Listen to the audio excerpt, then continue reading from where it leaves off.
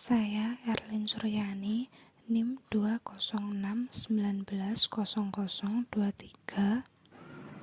Bismillahirrahmanirrahim. Assalamualaikum warahmatullahi wabarakatuh. Di sini saya akan menyampaikan terkait materi perencanaan pengajaran, yaitu yang pertama, pengertian.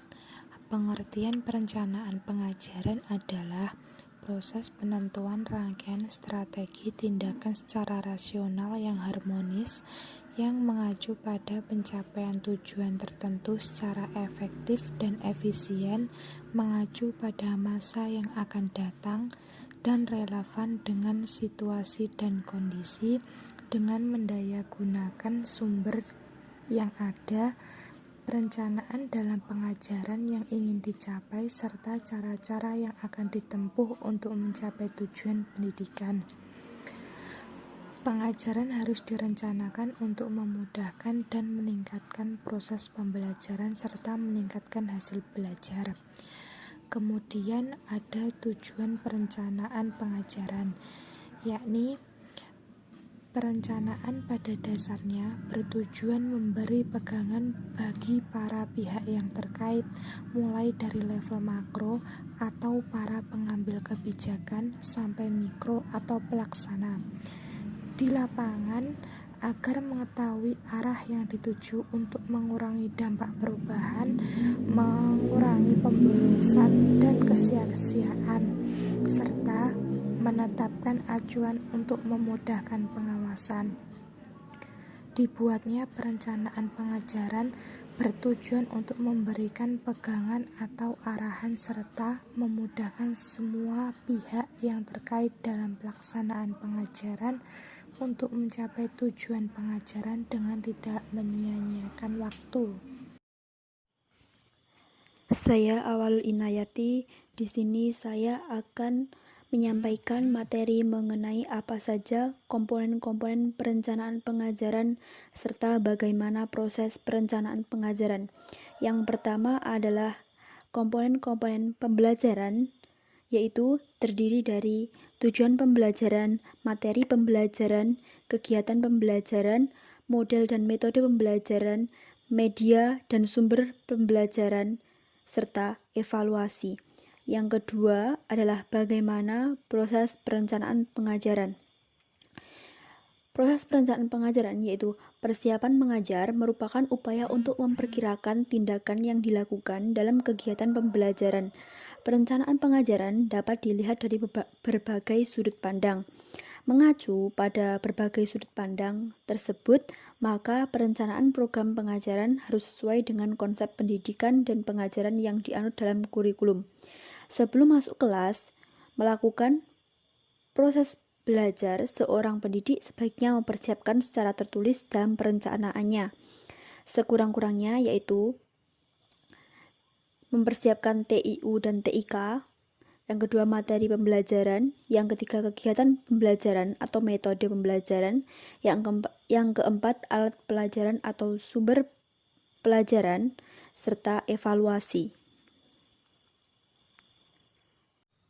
Ya, saya Ali Nur Mahmudi melanjutkan materi yang kelima, yaitu masalah-masalah dalam perencanaan pengajaran.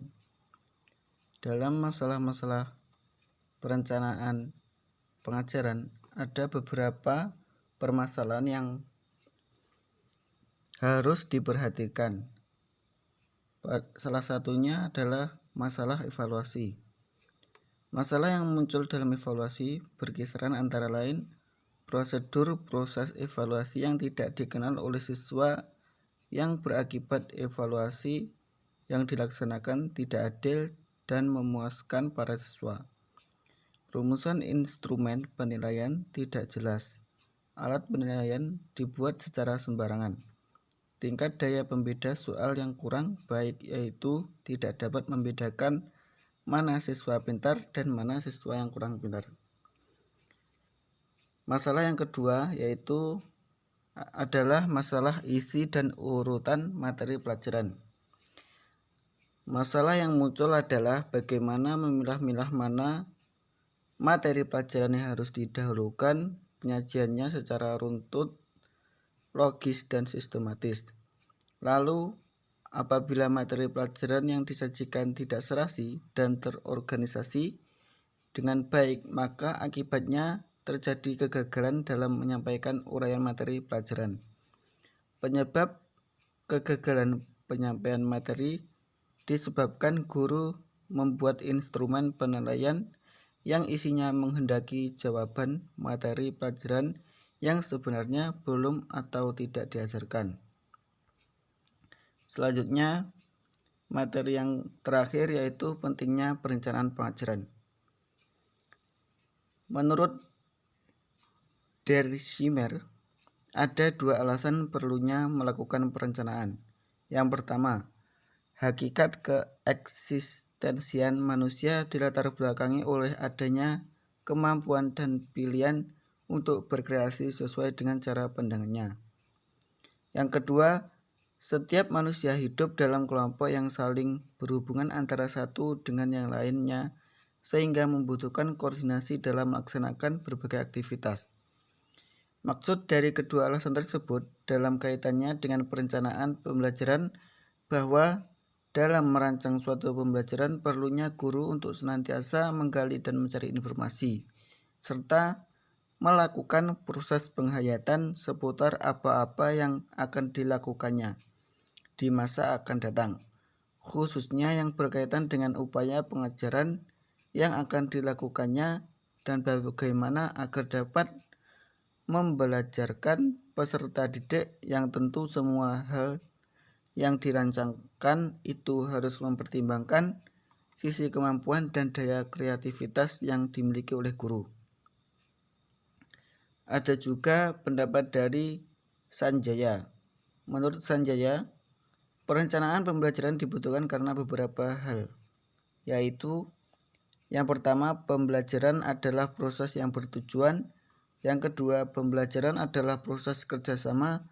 Yang ketiga, proses pembelajaran adalah proses yang kompleks. Yang keempat, proses pembelajaran akan efektif manakala memanfaatkan berbagai sarana dan prasarana yang tersedia, termasuk memanfaatkan berbagai sumber belajar.